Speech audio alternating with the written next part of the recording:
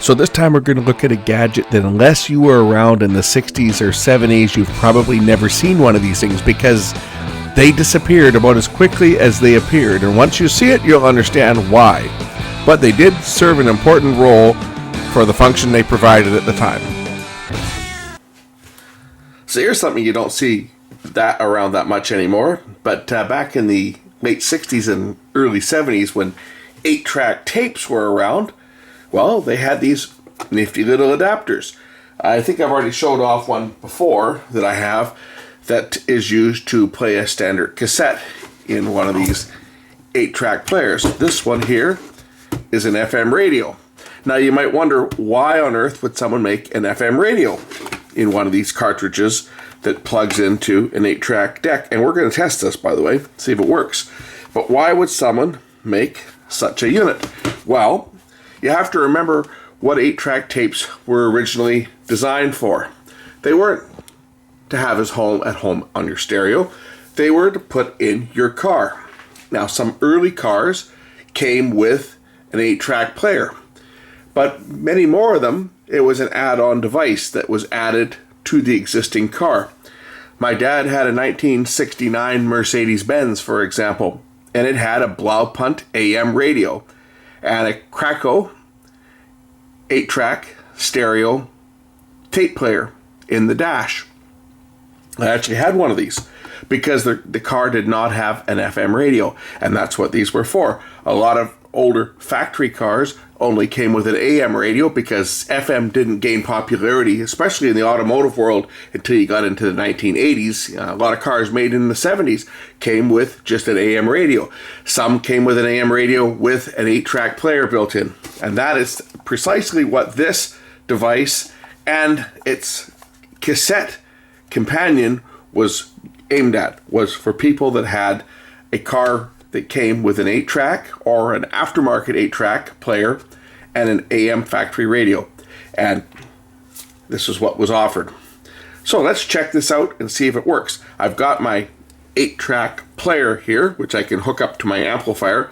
And I'm going to be doing a couple of 8-track videos shortly because I've got a couple of 8-track decks. I've got a recorder, and I've also got another player which has got an amplifier built in, and we'll see if that works. And of course this is the one I fixed a while back. I had to put a new head in this one. But I'm going to hook this up, and we're going to plug this thing in and see if it works, and then we're going to take a look at the inner workings of this unit. So first things first, let's check the battery. Whoa, a London Drugs 9-volt battery. I wonder how long this has been in here. Do not recharge, install backwards, or mix with used or other battery types. It's an alkaline battery. I'm just looking, made in USA, and I wonder if that code 7J25G101 and an 09 means anything to anybody. Chances are this 9-volt battery is completely dead. We'll find out pretty quick here. Is this old 9-volt battery got any juice in it? Actually, it does. It's got 8.48 volts. It might even have enough juice to power this thing up.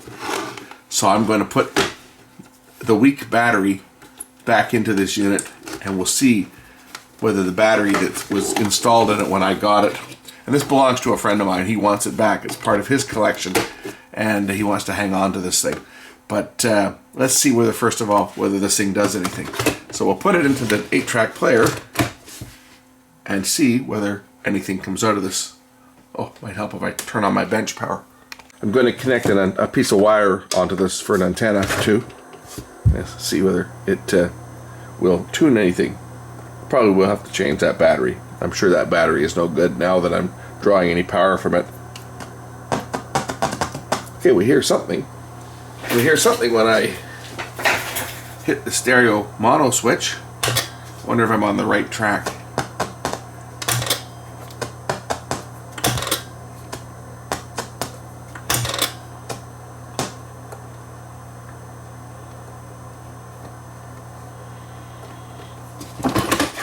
Let's try a new battery.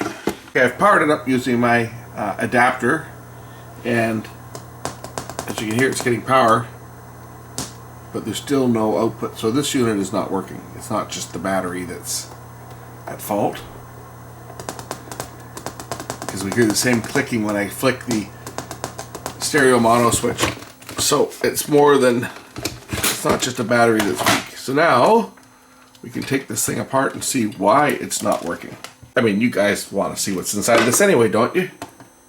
I know I do. Actually, I already think I know what's inside here.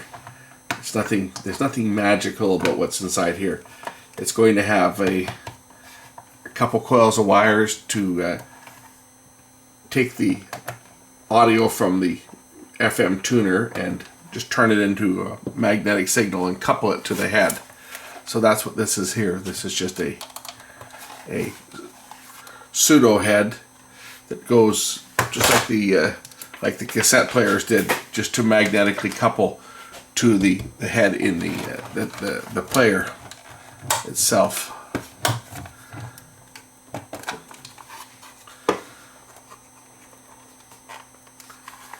And I think I got all the screws, so this should open up. Oh, there's some tape on the side here. That's probably why it's not opening.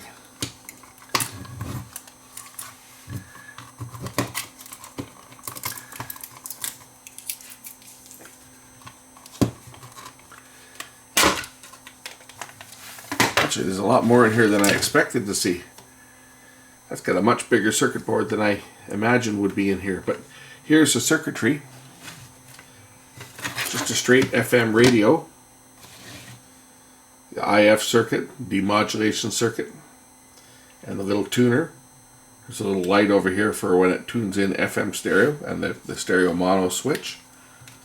On the front here, this whole unit will probably lift out if I take off that knob. This whole entire unit will lift right out of this cartridge. So now we can see the entire radio. And basically it boils down to basically a full FM radio. Here's the output, audio output transformers that would normally go to a speaker. And in place of the speaker is just this little fake head that has two coils on it.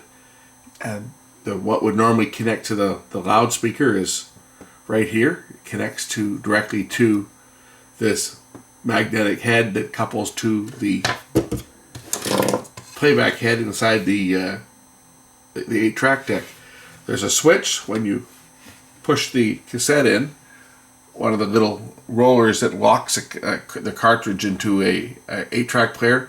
Depresses this little spring on the side, which turns on the power, just like that.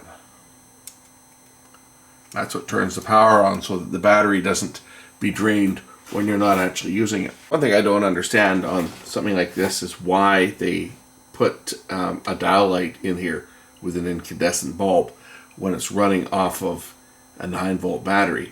It's got two light bulbs on here, one for the FM stereo, and it has another one here that would illuminate the display so that you could tune it when it's dark. But having incandescent bulbs there is just going to drain that battery much faster. So I don't know why they've got incandescent bulbs on there, but they do. But anyway, I can power this thing up by just clipping my power supply onto here. And if I depress the switch over here, the power is turned on. The light obviously is burnt out because the light's not lighting up on here. It doesn't receive anything though, right? It's not, the tuner is not working on this, and it could be just about anything that's causing it. Dry capacitors is a good place to start. I'm not going to start changing parts on this thing just because this unit is not mine. It belongs to a friend of mine, and he's just kind of a collector. So he kind of gave it to me to show off. So it's not in for repair. It was just to demonstrate, and unfortunately it's not working. And if I can get this thing working without doing too much to it, maybe we will get it to work. But I'm not going to hold my breath on something like this, as I have no documentation whatsoever on the circuit. Oh, wait a minute. I see a light coming on. Is it actually tuning something in? No. Did it start working? That's the stereo light that's flashing. Let's hook up an antenna. Did this thing just start working on its own? I had no sound out of it before.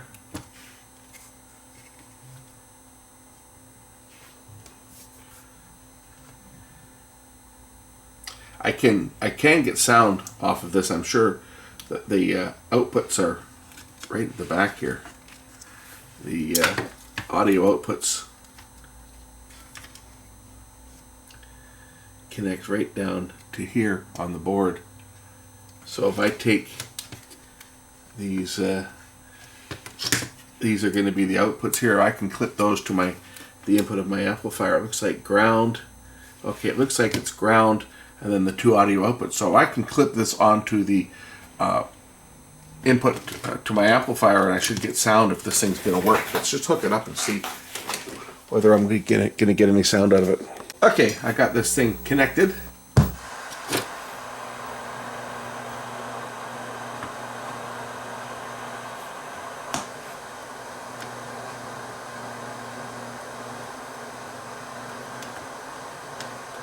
That is the antenna. A division of the Jim Patterson Broadcast Group. Play 93.7 JR Country. Mary.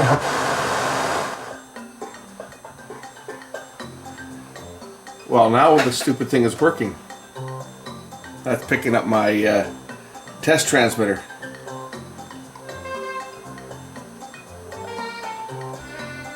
Well, let's put it back together.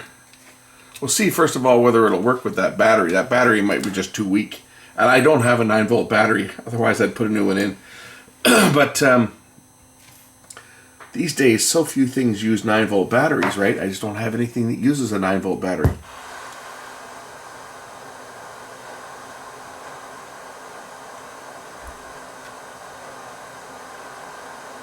Yeah, I guess that battery is just too weak. But the unit appears to work. I'll hook it up to the power supply and give it 9 volts.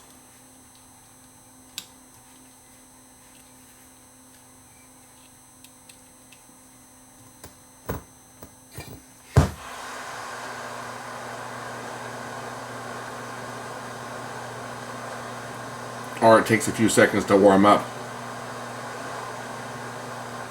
just due to old caps.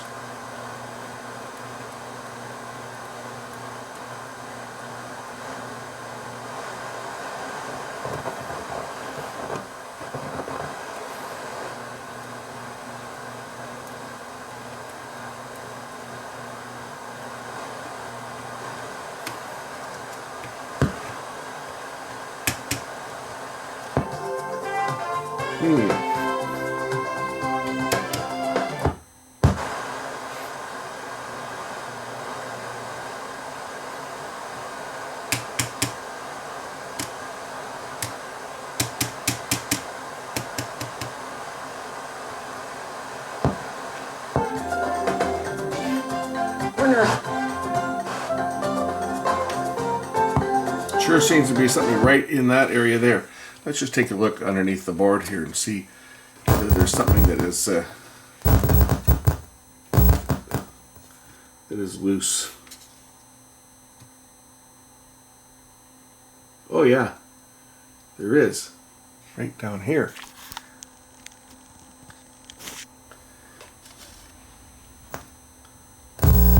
See the break? Let's just solder that up and see whether it does any difference when I first power it up. It might just be that cap is unsoldered and it's not working. When I wiggled it, that sound came on. So I'm going to let the iron warm up here. We'll resolder that one and see if the sound comes on immediately when it's turned on. So say I'm not going to put any parts into this thing, but if I can get it to work, then it's kind of a bonus. To say this belongs to a buddy of mine who's brought me a few tape decks. The guy that never pays me, but he gives me crap. So, but this crap he wants to keep this one as part of his little collection of old crap. And he sent me some pictures of the stuff that's in his collection that was in his dad's collection of stuff, and yeah, he's got a few He's got a few vintage pieces, that's for sure. I'll be seeing a few more tape decks, I'm sure, to fix.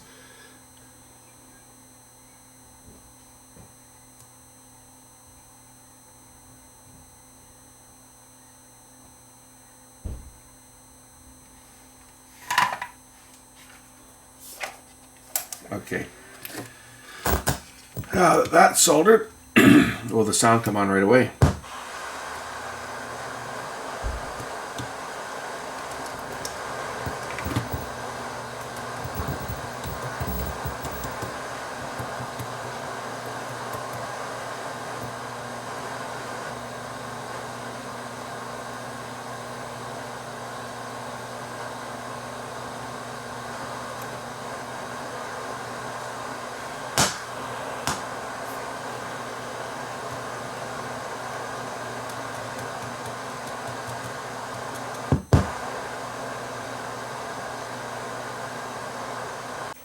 As you can see, these things weren't built very well. I mean, look at this.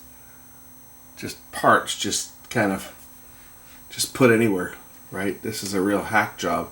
This is made in Japan, by the way, and this is what we used to say about, oh, the stuff that's made in Japan is crap. When I was growing up, the stuff that was made in Japan was crap. You guys like to knock the Chinese now. Well, the Japanese weren't any better. They used to make some pretty horrendous devices. This is certainly one of them. I have no idea where the problem on this is. It could be anything. It could be one of these carbon resistors could be bad, right? It could be cracked just from stress. I mean, it did kick in. You did hear it work there, and that connection down here was definitely cracked. The solder there, but I don't see any others. But I mean, it could be, just looking at how these leads are here, it could be short circuit somewhere, right? But it hasn't come on again. It almost sounds like an RF problem.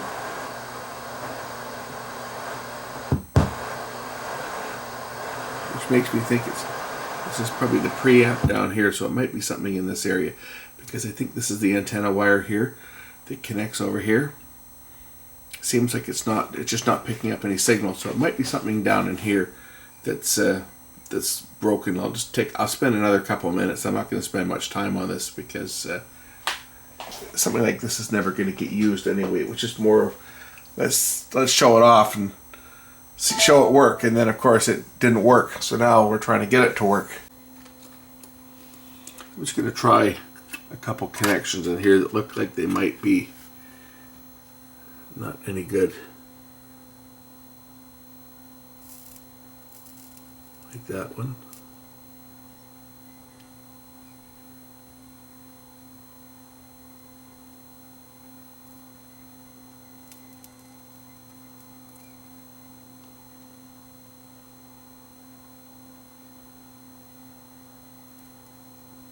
These old circuit boards were a joke. You know, it took them a while to actually perfect circuit boards, and all these early ones just were not very good.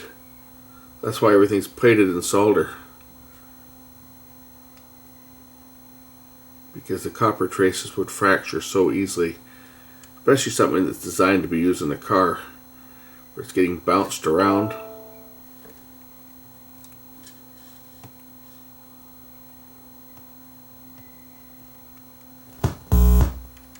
So what was our solution? Put half a pound of solder on the board.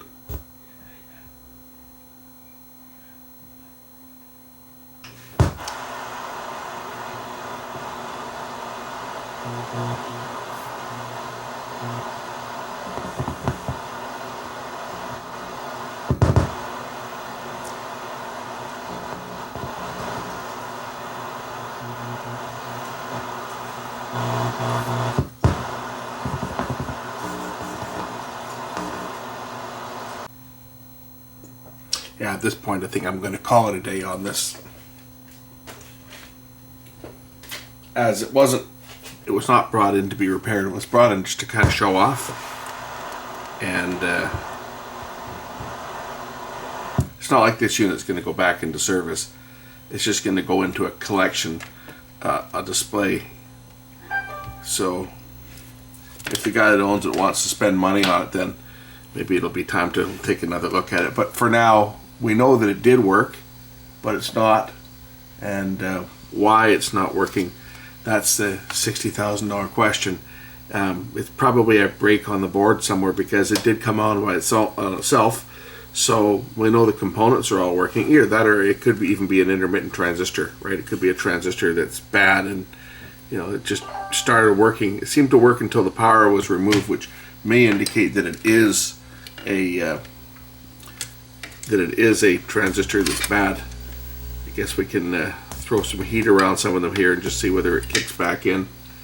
I found that one connection inside that was cracked, but of course that made no difference. So a little more than just that. And that's where you got to draw the line as to where where you're going to go with something like this. Maybe one of these transistors here is gone thermal. If we heat it up, it might start working.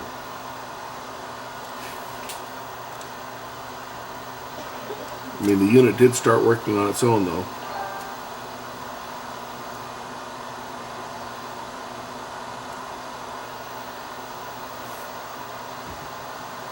In fact, it was when I was working, when I was pressing around on the board right in here.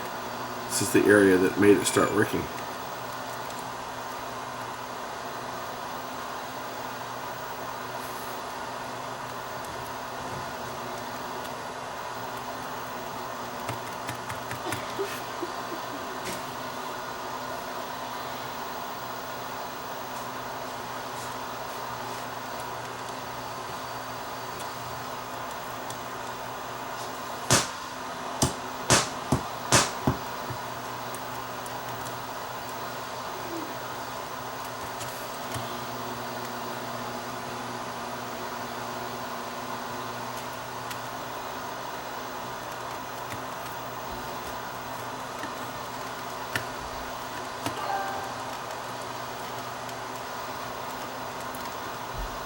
Anyway, I'm not putting any more time into this thing. This is not worth spending the time I've spent on it already. It wasn't worth it. Anyway, that's the inside of one of these FM stereo to 8-track adapters. Now I got to put this back together for the guy that owns it, so that he can put it back into his collection of strange devices. There's only one screw that holds it together, because the two screws on the front here hold the chassis to the base, and then the top just slips on it like that.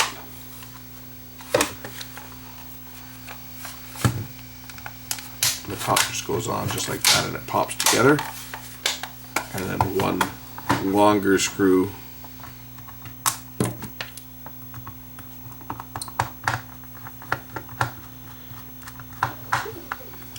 holds the unit together. Anyway, that's a look at this FM tuner for 8-track. I say it would have been nice if I could have made the thing work, but sometimes you just have to walk away from things because they're just not economical or not worth repairing. But anyway, that would just normally go in just like that and play through the sound system. Even when these things worked, they were not a hi-fi solution.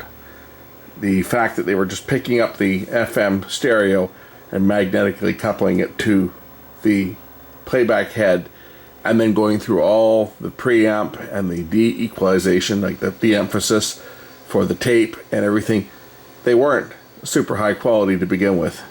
But it was a way to get FM into a car that had an 8-track built in with only an AM radio, which some of them did. Anyway, that's it. Thanks for watching. We'll catch you in the next one real soon.